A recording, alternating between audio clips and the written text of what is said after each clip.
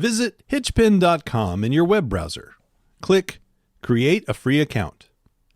On the registration page, type in your first and last name, a username, email, and a password. Once you have created a password that meets the minimum requirements, type it again to verify.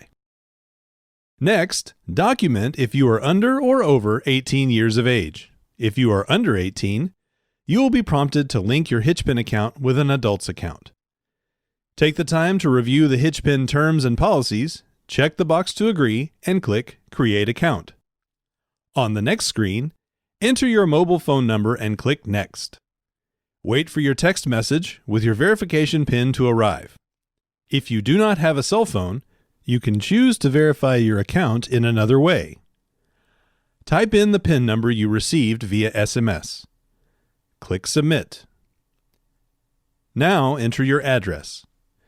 This will be your home base and help us show you the most relevant listings in your area. Then click Next.